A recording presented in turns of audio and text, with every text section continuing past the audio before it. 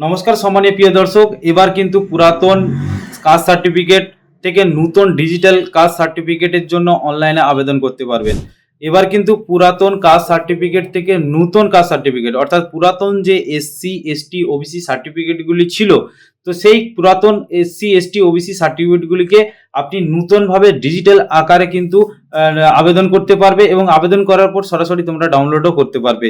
তো এই পুরাতন কাস্ট সার্টিফিকেটের জন্য আপনি কিভাবে আবেদন করবেন, না পুরোপুরি কিন্তু অনলাইনে তোমরা আবেদন করতে পারবে। এর জন্য আপনাকে বিডিও অফিস বা এসডিও অফিস বা ডিএম অফিস কোথাও ছুটতে হবে না।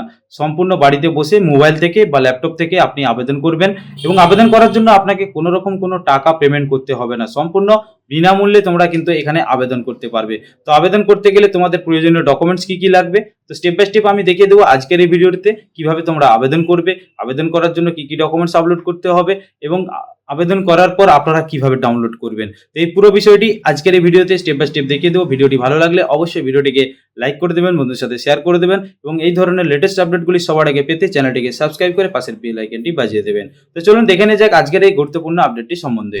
আপনার ফোন বা ল্যাপটপ থেকে প্রথমে কি করতে হবে, আপনার ব্রাউজে চলে আসবেন। ব্রাউজে আসার পর গুগলে আসবেন। গুগলে আসার পর এখানে জাস্ট আপনি লিখে দেবেন কাস্ট সার্টিফিকেট। তো কাস্ট সার্টিফিকেট লেখার পর আপনি জাস্ট এখানে সার্চ মারবেন। সার্চ মারার পর আপনার সামনে কিন্তু এই ইন্টারফেসটি ওপেন হবে। তো এখানে ওপেন হয়ে যাওয়ার পর আপনারা এখানে দেখতে পাচ্ছেন যে ব্যাকওয়ার্ড ক্লাস ওয়েলফেয়ার ডিপার্টমেন্ট যে ওয়েবসাইটটি, তো এই ওয়েবসাইটটি এখানে দেখতে পাচ্ছেন যে লিঙ্ক দেওয়া রয়েছে এই ওয়েবসাইটের লিঙ্ক। তো এই ওয়েবসাইটের লিঙ্কে ক্লিক করে তোমরা সরাসরি এই ওয়েবসাইটে যে ভিজিট করবে। তো ওয়েবসাইটের লিঙ্কটি আমার ভিডিও ডেসক্রিপশনে থাকছে, সেখান থেকে ক্লিক করে তোমরা সরাসরি এই ওয়েবসাইট পোর্টালে আপনারা চলে আসবেন। তো এই ওয়েবসাইট পোর্টালে আসার পর আপনাকে এখান থেকেই কিন্তু আবেদন করতে হবে।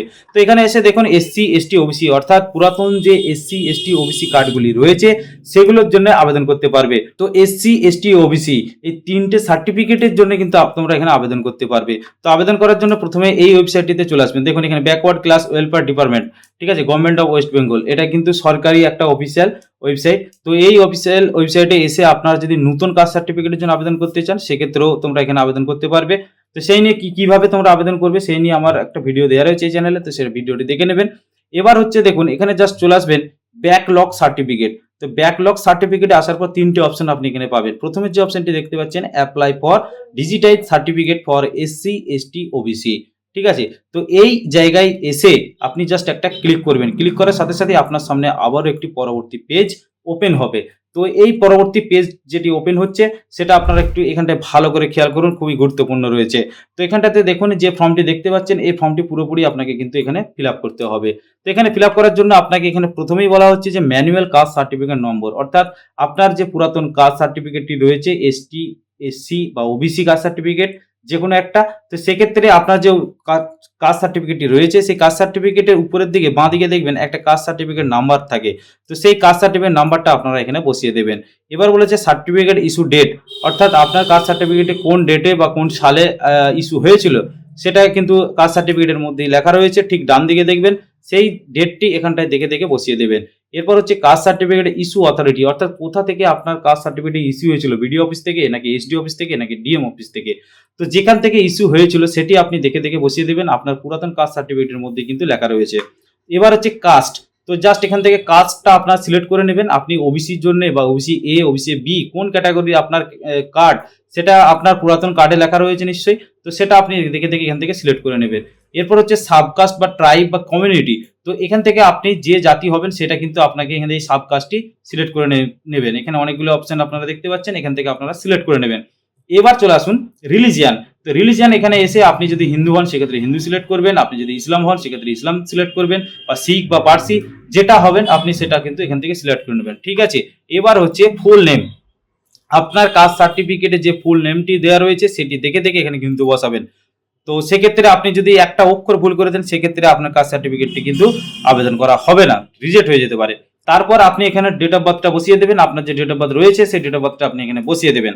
এরপর হচ্ছে আপনাকে সিলেক্ট করতে হবে জেন্ডার, আপনি মেল হলে মেল সিলেক্ট করবেন, আপনি ফিমেল হলে অবশ্যই ফিমেল সিলেক্ট করবেন, আপনি যেটা হবেন সেটা সিলেক্ট করবেন।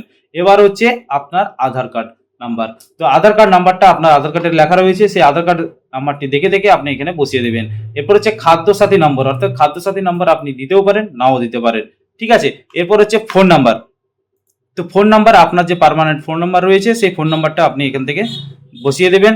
এরপর হচ্ছে আপনাকে এখান থেকে জেলা সিলেক্ট করতে হবে, অর্থাৎ ধরুন আপনি আপনার যে জেলা থেকে আপনি আবেদন করছেন সেক্ষেত্রে আপনি এখান থেকে একটা জেলা সিলেক্ট করে নিলেন। তো জেলা সিলেক্ট করে নেওয়ার পর আপনাকে কি করতে হবে, সাব ডিভিশন, সাব ডিভিশনটা এখানে আর দেখতে পাবেন।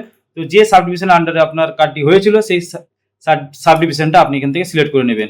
এরপর হচ্ছে পুলিশ স্টেশন, আপনার যে এলাকার পুলিশ স্টেশন, তো সেই পুলিশ স্টেশনটা আপনি ঠিক ভাবে আমি যেভাবে দেখিয়ে দিচ্ছি এভাবে আপনি কিন্তু এখানে দেখতে পাবেন আপনার পুলিশ স্টেশনের নাম, এখান থেকে আপনি দেখে দেখে সিলেক্ট করে নিলেন। এরপর হচ্ছে আপনার পোস্ট অফিস, আপনার যে পোস্ট অফিস রয়েছে সেই পোস্ট অফিসের নাম এখানে সিলেক্ট করে দেবেন।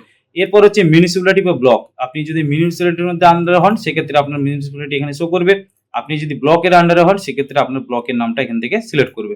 তো ব্লকের নাম যেহেতু আমি ব্লক দিয়ে দেখিয়ে দিচ্ছি, তো ব্লকে সিলেক্ট করার পর আপনার এখানে জিপি চলে আসবে, ঠিক আছে, আপনার যে জিপি বা গ্রাম পঞ্চায়েত রয়েছে সেটা আপনার এখানে দেখতে পাবেন, এখান থেকে দেখে আপনি শো করিয়ে দেবেন। এরপর হচ্ছে ভিলেজ, আপনার যে গ্রামের নাম সেই গ্রামের নামটা আপনি এখানে লিখে দেবেন, আপনার এলাকার যে পিনকোড রয়েছে সেই পিনকোডটা আপনি বসিয়ে দেবেন। এরপর দুটো ডকুমেন্টস আপনাকে আপলোড করতে হবে, একটা হচ্ছে আপনাকে কাস্ট সার্টিফিকেট, অর্থাৎ কাস্ট সার্টিফিকেট যে পুরাতন কাস্ট সার্টিফিকেট রয়েছে জাস্ট এখানে চুজ ফাইলে যাবেন, চুজ ফাইলে যাওয়ার পর আপনার যে কাস্ট সার্টিফিকেট রয়েছে সেই কাস্ট সার্টিফিকেট এখান থেকে আপলোড করে দেবেন। আপলোড করার জন্য আপনাকে জেপিজি ফাইল হতে হবে এবং 100 কেবির মধ্যে আপনাকে আপলোড করতে হবে, 100 কেবির বেশি হলে কিন্তু আপনার আপলোড নেবে না, ঠিক আছে।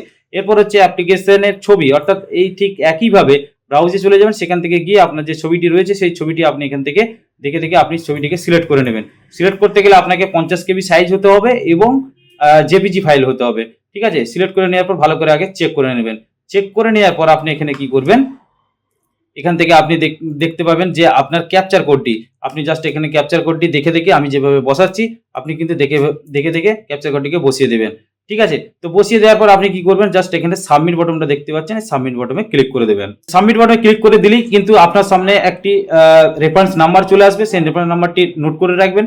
তো এই রেফারেন্স নাম্বারটি ধরে আপনি কিন্তু ট্র্যাক করতে পারবেন। তো এবার হচ্ছে ওই রেফারেন্স নাম্বারটি ধরে আপনি কিভাবে ট্র্যাক করবেন সেটা আমি দেখিয়ে দিচ্ছি। তো ওই রেফারেন্স নাম্বারটি ধরে ট্র্যাক করার জন্য আপনাকে পুনরায় ব্যাকলগ সার্টিফিকেট অপশনটিতে চলে যেতে হবে, যাওয়ার পরে আপনি প্রথমে যে অপশনটি ছিল তার পরের ঠিক অপশনটি check application status for digitize certificate, just এখানে এসে আপনি ক্লিক করবেন, ঠিক আছে। ক্লিক করার পর আপনার সামনে কিন্তু আবার একটি পেজ ওপেন হয়ে গেল। তো এইভাবে এসে জাস্ট আপনার অ্যাপ্লিকেশন নাম্বারটি দিয়ে আপনি জাস্ট এখানে সার্চ মেরে দেবেন, সার্চ মারলে আপনার সামনে কিন্তু পুরোপুরি স্ট্যাটাসটি কিন্তু শো করবে, সেটা আপনি দেখতে পাবেন, ঠিক আছে। তো এবার হচ্ছে আপনি কোনো কারণবশত যদি আপনার অ্যাপ্লিকেশনটি ভুল হয়ে যায় সেক্ষেত্রে আপনি কিভাবে এডিট করবেন। তো এডিট করার জন্য আপনাকে জাস্ট নিচের দিকে চলে আসতে হবে, দেখুন এখানে edit application for digital certificate, যদি কোনো কারণবশত নামের ভুল বা ডেট অফ বার্থের ভুল মিসম্যাচ হয়ে যায় সেক্ষেত্রে আপনি এখান থেকে এডিট করে নিতে পারবেন, ঠিক আছে। এডিট করে আপনি আবার পুনরায় সাবমিট দিতে পারবেন। তো এই ছিল আপনাদের জন্য একটা গুরুত্বপূর্ণ আপডেট। আপডেটটি ভালো লাগলে অবশ্যই আপডেটটিকে লাইক করে দেবেন, বন্ধুদের সাথে শেয়ার করে দেবেন এবং এই ধরনের আপডেট যদি পেতে চান তো অবশ্যই কমেন্ট বক্সে কমেন্ট দিতে পারেন, পরবর্তী আপডেট আমি আপনাদের সামনে নিয়ে আসার চেষ্টা করব। ধন্যবাদ, দেখা হচ্ছে পরবর্তী আপডেটে।